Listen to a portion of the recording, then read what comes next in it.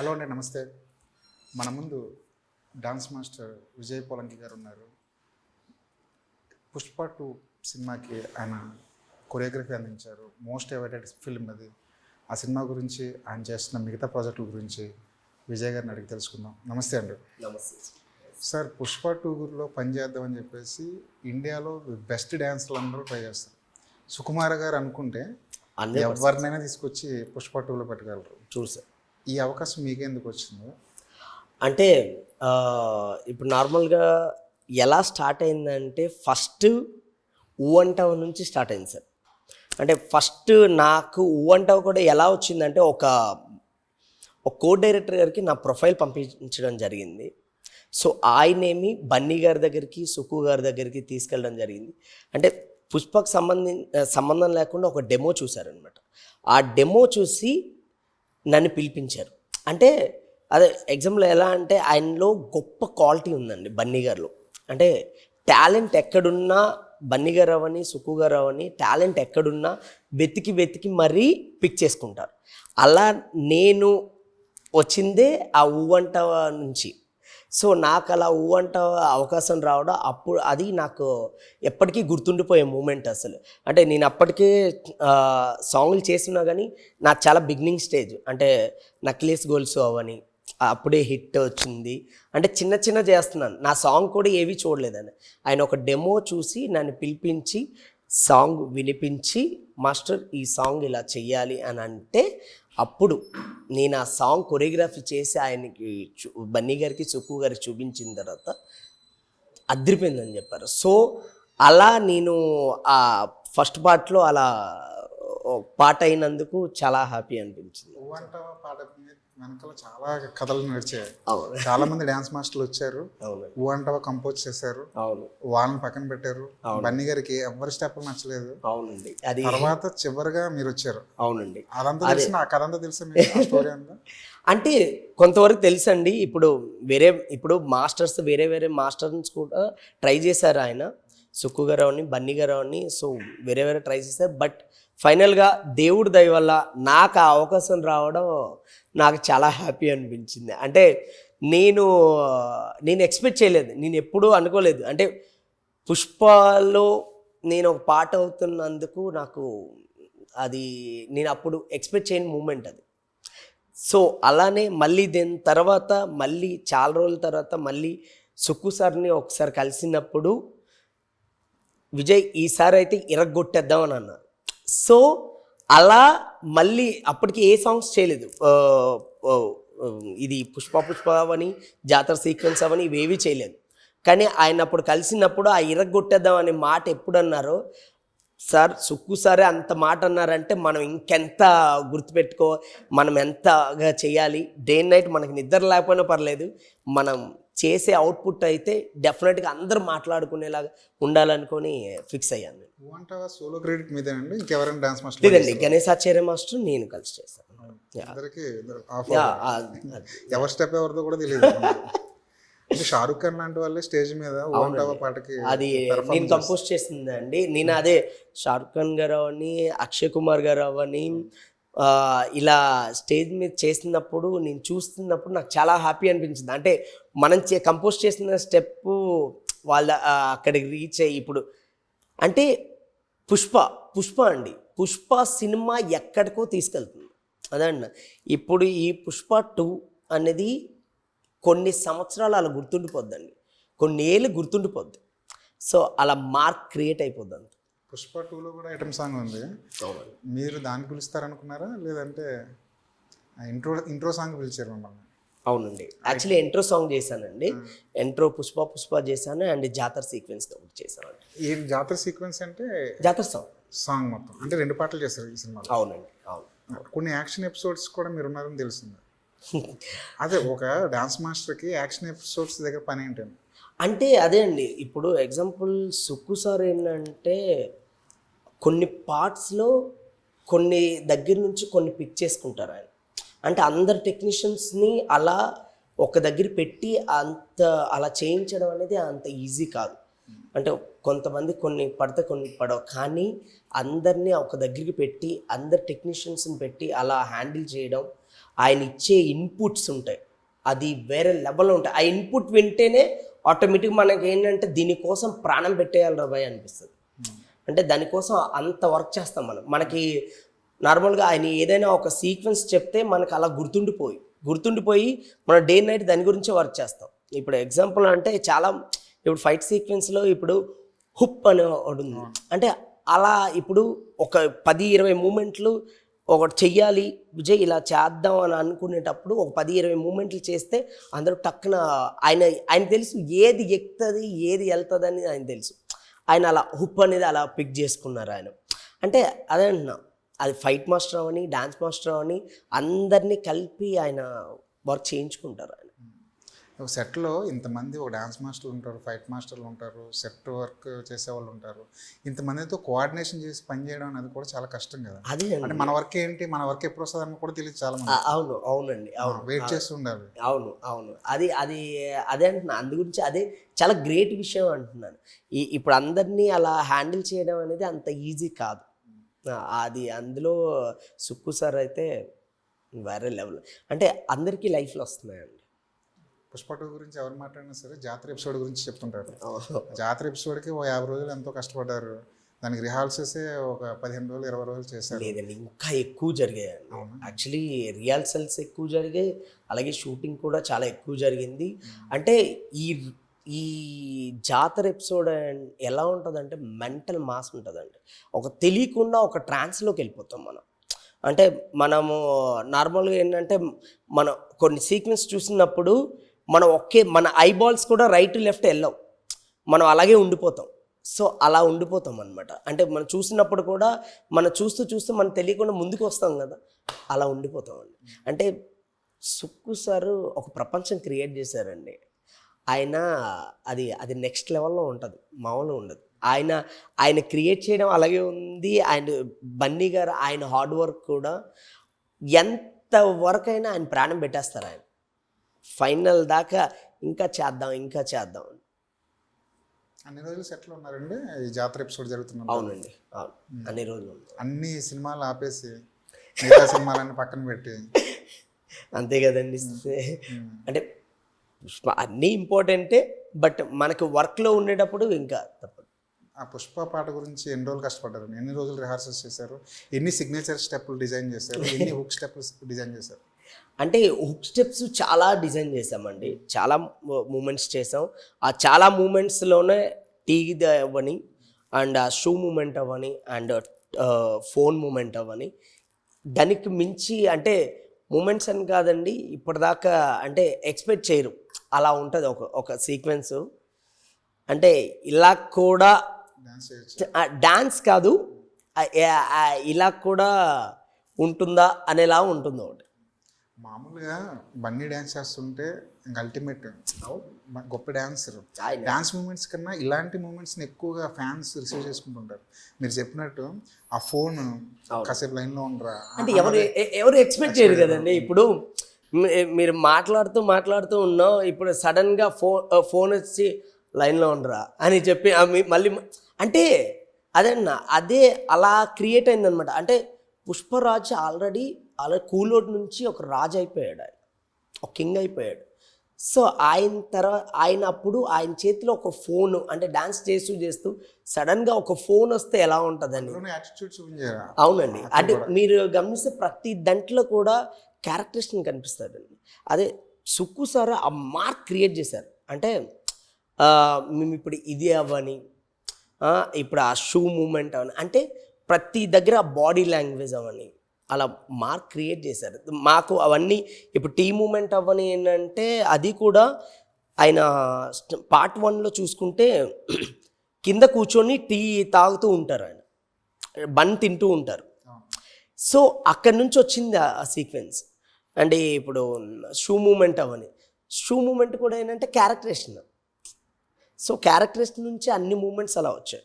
The best moment ఏంటంటే నాకు phone అది యాస్టీజ్ చెప్పారా మీరు? యాస్టీజ్ చెప్పినప్పుడు అది యాస్టీజ్ అసలు ఆ సీక్వెన్స్ చూసినప్పుడు, అంటే వీడియో చూసినప్పుడు అసలు అదిరిపోయింది అంతే. సార్ బన్నీ సార్ అవని, సుక్కు సార్ అవని వాళ్ళు చూసి చాలా బాగుంది, ఫిక్స్ అయిపోదామని.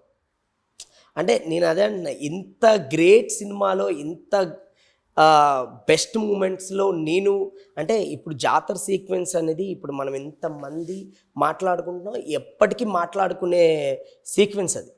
సో అలాంటి సీక్వెన్స్లో నేను ఒక పార్ట్ అయినందుకు నాకు చాలా హ్యాపీగా అనిపిస్తుంది. మీరు ఎప్పుడైతే బన్నీ గారి చేతిలో గ్లాస్ పెట్టారో పవన్ కళ్యాణ్ ఫ్యాన్స్ అంతా జనసేనకి రిలేట్ చేసుకున్నారు ఆ సీక్వెన్స్. డెఫినెట్గా అండి. సెట్లో కూడా అలాంటి డిస్కషన్ ఏమైనా నడిచిందా? లేదు. అంటే మీ మైండ్లో అది ఏమైనా లేదు రన్ అయింది? లేదు. నాకు ఫస్ట్ మీకు చెప్తున్నా కదా క్యారెక్టరేషన్. మీకు మీ కెరీర్లో చూసుకుంటే ఎక్కువ ఫోక్ సాంగ్స్ కనిపిస్తున్నాయి. నాది నెక్లెస్ గొలుసు కానీ బేబీలో ఒక ఫోక్ బీట్ ఒకటి ఉంది. అవును. ఇవన్నీ లింగిడి లింగిడి ఉంది. మొన్న అది లేదండి, వెస్టర్న్ సాంగ్ కూడా ఉంది మన గమ్ గమ్ గణేషలో అల్లెల్లే అల్లె అని. మొన్న జాతర సాంగ్ కా మూవీలో ఒక జాతర సాంగ్ చేసాం. అంటే ఫోక్ బీటే కదా. అదే మన ఆయన నాని గారితో అమ్మాడి అనే ఒక సాంగ్ చేసాం ఆయనానాలో. అండ్ తర్వాత ఈగల్లో మన రవితేజ సార్తో సాంగ్ చేస్తాం, అది వెస్టర్న్ సాంగ్ అండి, గల్లంత అని. సో చేసామండి. కాకపోతే అన్ని ఫోక్ సాంగ్స్ ఎక్కువ పడుతున్నాయి, దాన్ని ఎక్కువ ప్రూవ్ చేసుకుంటున్నారు మీరు ఫోక్ సాంగ్స్. డెఫినెట్గా అంటే నాకు ఏది వచ్చినా సరే నేను ప్రూవ్ చేసుకోవాలండి. 100% ఇప్పుడు నాకు ఏది వచ్చినా సరే నేను ప్రూవ్ చేసుకుంటేనే నాకు నెక్స్ట్ వస్తాయి. కాలో అసలు లిరిక్ లేకుండా ఒక బీట్, లిరిక్ లేనప్పుడు ఏంటి సార్ ఎక్కువ వేరే ఛాలెంజెస్ ఏముంటాయి? అంటే ఛాలెంజ్ అంటే డెఫినెట్గా ఉంటుందండి. ఎందుకు అంటే ఇప్పుడు లిరిక్ అంటే ఇప్పుడు రా అంటే మనం రా అంటే ఇలా చేస్తాం, పో అంటే ఇది చేస్తాం. కానీ లిరిక్ లేకుండా ఒక బీట్ని అక్కడ ఆ క్యారెక్టరేషను అక్కడ ఉన్న సీక్వెన్సు ఆ జాతర ఏముందో ఆ సీక్వెన్స్లో మనం అంటే దాన్ని మోల్డ్ అయిపోవాలి, దాన్ని గుర్తుపెట్టుకొని మనము ఇంకా జాతర రియల్గా మనకి ఇప్పుడు మనమే జాతరలో ఉంటే ఎలా చేస్తే బాగుంటుంది అనుకొని మన ఆ మూడ్లోకి వెళ్ళిపోతే ఆటోమేటిక్గా వస్తుంది. అంతే. ఏ పాట కోసం ఎక్కువ రోజులు టైం తీసుకున్నారు? పుష్పలో అండి. మీరు మొత్తం కెరీర్లో? లేదండి, ఏ పాట అని లేదండి. ఇప్పుడు ఎగ్జాంపుల్ పుష్ప సాంగ్ అవన్నీ అండ్ జాతర ఎపిసోడ్ అవన్నీ. జాతర ఫస్ట్ యాక్చువల్ జాతర సాంగ్ చేశామండి. తర్వాత దేవుడి దయవల్ల సుక్కు సార్కి నా వర్క్ నచ్చి మళ్ళీ నాకు పుష్ప సాంగ్. సోలో క్రెడిట్ అది? అవునండి, అవును. మామూలుగా అయితే కొరియోగ్రాఫర్ల లైఫ్ ఎలా ఉంటుందంటే ఫస్ట్ అసిస్టెంట్ కొరియోగ్రాఫర్ చేస్తారు, తర్వాత మాస్టర్లు అవుతారు, తర్వాత హీరోలుగా ఛాన్స్ వస్తుంటుంది వాళ్ళకి. లేదండి, అంటే కొంచెం మాస్టర్ ఎవరైనా బాగా చేస్తుంటే స్క్రీన్ ప్రెజెన్స్ బాగుంటే టక్కన లాగడానికి ట్రై చేస్తుంటారు. అలాంటి కట్ చేసేస్తానండి, థాట్ కట్ చేసేస్తా, నాకు వద్దండి. అంటే మనం కొరియోగ్రఫీ ఆ ఫీల్డ్ ఎంచుకున్నాం, దాంట్లో బెస్ట్గా ప్రూవ్ చేసుకుంటున్నాం, అది చేసుకుంటూ వెళ్ళడం. కాంపిటీషన్ చాలా ఎక్కువ ఉన్నట్టుంది కదా కొరియోగ్రాఫర్లో? 100%. Shekhar master, Jani master, Raghu master అందరు ఎక్కువ. పైగా డి నుంచి ఎప్పుడు ఎవరు వస్తారో తెలియదు ప్రోగ్రామ్లో. అదే అంటే మెయిన్గా ఏంటంటే ఏదైనా సరే టాలెంట్ ఉంటే, ఇప్పుడు ఎగ్జాంపుల్ నేను ఇప్పుడు ఆ టాలెంట్ వల్ల నేను బయటపడ్డానండి. ఇప్పుడు సుక్కు సార్ అవని బన్నీ సార్ అవని టాలెంట్ ఎక్కడ ఉంటే ఎలా వెతికి ఎలా పిక్ చేసుకుంటారో. ఎగ్జాంపుల్ నేను ఊ అంటావు అని నెక్స్ట్ ఈ సాంగ్స్ అన్నీ అలా ఇప్పుడు అంటే నేను చేస్తున్నాను. బట్ నాకు దీనివల్ల ఇంకా నాకు కొరియోగ్రాఫర్ల రెమ్యునరేషన్ గురించి ఇదివరకు చాలా అపోహలు ఉండే.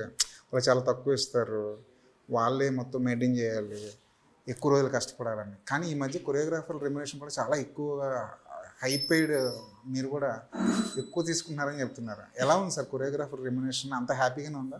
డెఫినెట్గా హ్యాపీగా ఉందండి. అంటే ఇప్పుడు అంతే కదండి, జనరేషన్ బట్టి చేంజ్ అవుతూనే ఉంటుంది.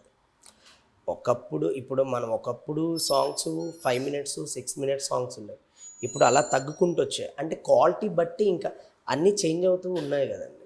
అలాగే బట్ మనం చేసిన వర్క్కి డెఫినెట్గా మనం హ్యాపీగా ఫీల్ అవుతున్నాం. సాంగ్స్ అంటే చాలా భయంతో కూడుకున్న విషయం యాక్చువల్గా. ఎందుకంటే సాంగ్ ఎప్పుడు వస్తుంటే థియేటర్ నుంచి బయటకు వెళ్ళిపోవడానికి చూస్తున్నారు. ఖచ్చితంగా వాళ్ళు కూర్చోబెట్టడం అన్నది చాలా కష్టమైన ప్రక్రియ. అంత ఈజీ కాదండి. కొన్ని పాటలు వింటున్నప్పుడు ఎందుకో పాట కోసం పాట పెట్టినట్టు అనిపిస్తుంది తప్ప కథలో ఎప్పుడైతే లేదో ఆ పాట బయటకు వెళ్ళిపోతున్నారు. ఆ పాటను కథలో తీసుకురావడానికి కొరియోగ్రాఫర్ బాధ్యత ఎంతవరకు ఉంది? అంటే చాలా బాధ్యత ఉంటుందండి. ఎందుకంటే క్యారెక్టర్స్ని పట్టుకొని ఇప్పుడు మీరు చెప్పినట్టు దాన్ని హోల్డ్ చేయాలంటే అంత ఈజీ కాదు. It's not a easy. Like ఎలా అంటే ఇప్పుడు హీరోయిన్ ఇద్దరు కలిసి ఒక మూమెంట్ చేసేస్తే కాదు. వాళ్ళు సినిమా త్రూఅవుట్ సినిమా చూసినప్పుడు ఆ క్యారెక్టర్స్ని రెండు కలిసి డాన్స్ వేడితేనే బాగుంటుంది. ఏదో అక్కడ డాన్స్, అక్కడ ఒక హెవీ సాంగ్ ఉంది కదా, ఒక బీట్స్ ఉన్నాయి కదా, అక్కడ డాన్స్ చేయించేస్తామని కాదు. బట్ అక్కడ ఏంటంటే క్యారెక్టరేషన్ ఎంత చేయాలో అంతే చేస్తేనే బాగుంటుంది. అండ్ ఆ బాడీ లాంగ్వేజ్, ఇప్పుడు హీరో గారు బాడీ లాంగ్వేజ్ అవని, హీరోయిన్ బాడీ లాంగ్వేజ్ అవని, వీళ్ళు బాడీ లాంగ్వేజ్ తగినట్టు జనాలు ఎంజాయ్ చేస్తూ ఉండేలాగా కంపోజ్ చేయాలి. అంటే మెయిన్గా హోల్డ్ చేయాలి. అది చాలా కష్టం, టఫ్ అది. ఇప్పుడు మీ పని ఎంతవరకు ఉంటుందండి? స్టెప్పుల వరకు ఉంటుందా, లేదంటే వాళ్ళ కాస్ట్యూమ్స్ కానీ, సెట్ కానీ, ఎవ్రీథింగ్, ప్రొడక్షన్ కానీ, అన్నీ ప్రొడక్షన్ డిజైనింగ్ కానీ, ఇవన్నీ అన్నీ ఉంటుందండి. అంటే లైక్ ఎలా అంటే ఇప్పుడు బ్యాక్గ్రౌండ్ మనమే చెప్పాలి, కాస్ట్యూమ్స్ అవ్వని, వాళ్ళ హెయిర్ స్టైల్ నుంచి వాళ్ళ ఇయర్ రింగ్స్ పెట్టుకునే వరకు ఎవ్రీథింగ్ మనమే చెప్పాలండి. అంటే డైరెక్టర్ గారు చెప్తారు, అంటే ఆయన ఇన్పుట్స్ ఆయన ఉంటాయి, బట్ మన సైడ్ నుంచి ఏమి ఇవ్వాలో అది ఇస్తామండి. మెగా కంపౌండ్ అనగానే ది బెస్ట్ డాన్సర్లు కనిపిస్తారు అక్కడ. చిరంజీవి గారితో మొదలెడితే అల్లు అర్జున్ గారి వరకు వీళ్ళిద్దరితో పనిచేస్తారు మీరు? లేదండి, చిరంజీవి గారితో చేయలేదు. చిరంజీవి గారితో చేయలేదు, బన్నీ గారితోనే చేశాను. చిరంజీవి గారు అంటే నాకు చాలా ఇన్స్పిరేషన్ అండి. వాల్తేరు వీరయ్యలో ఒక చిన్న సీక్వెన్స్ చేశానండి. అంటే అది మన చిరంజీవి గారితో చేయలేదు, బట్ ఏంటంటే ఒక ఫైట్ సీక్వెన్స్లో అలాగే రవితేజ గారు ఎంట్రీ ఉంటుంది అనమాట. ఆ ఎంట్రీ సీక్వెన్స్ ఉండేటప్పుడు నేను అది చేశాను. వీళ్ళిద్దరిలో కనిపించే కామన్ క్వాలిటీ ఏంటంటే డాన్సింగ్ విషయంలో చిరంజీవి గారిలో, బన్నీ గారిలో? అంటే గ్రేస్ అండి. అంటే ఒక ఎక్స్ప్రెషన్, మూమెంట్ని ఎంజాయ్ చేస్తూ చేస్తారు. అంటే దేన్నైనా ఓన్ చేసుకుంటారు.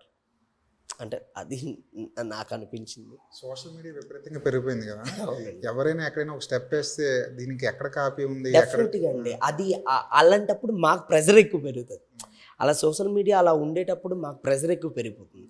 అంటే ఏంటంటే ఎవరు ఎక్కడి నుంచి తీసుకొస్తారో తెలియదు. ఇప్పుడు మేము దాన్ని, ఇప్పుడు టీ మూమెంట్ అనేది క్యారెక్టర్స్ నుంచి వచ్చింది కాబట్టి అసలు ఎవరు ఎక్స్పెక్ట్ చేయరండి. టీతో స్టెప్ వేస్తారని ఎవరు ఎక్స్పెక్ట్ చేయరు. ఇప్పుడు మీరు చెప్పినట్టు ఫోన్ మూమెంట్ వస్తుందని ఎవరు ఎక్స్పెక్ట్ చేయరు. నేను టీ మూమెంట్ ఎగ్జాంపుల్ ఏంటంటే, నార్మల్గా మీ ఇన్స్టిట్యూట్లో ప్రాక్టీస్ చేసినప్పుడే, నేను టీ ప్రాక్టీస్ చేసినప్పుడే నాకు తెలియకుండా ఒక 1-2 డ్రాప్స్ పడిపోయేవి. అలాంటిది బన్నీ గారి సెట్స్లో చేసినప్పుడు నేను అది చూసా. అంటే ఏమైనా డ్రాప్స్ పడతాయేమో, చాలామంది ఏమనుకుంటున్నారంటే అది సీజీ అనుకుంటున్నారు. సీజీ కాదు, రియల్ టీతోనే ఆయన మూమెంట్ చేశారు. అలా ఏమైనా డ్రాప్స్ పడతాయేమో అని నేను ఎక్స్పెక్ట్ చేశాను, కానీ 1 డ్రాప్ కూడా కింద పడకుండా ఆయన మూమెంట్ ఫినిష్ చేశారు. ఈ మధ్య హీరోలు ఎంత కష్టపడి డాన్స్ చేసినా ఇది సీజీ ఏమో అనుకుంటున్నారు చాలా మంది. అదే అంటున్నానండి, నేను అదే అంటున్నా. ఇప్పుడు ఆ టీ గ్లాస్ ఏంటంటే సీజీ కాదు, అది real tea moment, real tea వేసుకొని చేశారు ఆయన. ఇప్పుడు మిమో అని ఇప్పుడు ఏంటంటే నేను కూడా రిహర్సల్ చేసినప్పుడు ఓన్లీ గ్లాస్ తిప్పి చూపించవచ్చు, బట్ అలా అవ్వదు కదా. బట్ 100% నేను ఇప్పుడు టీతో చేస్తేనే నేను కూడా చాలాసార్లు ప్రాక్టీస్ చేసి చూపించాను.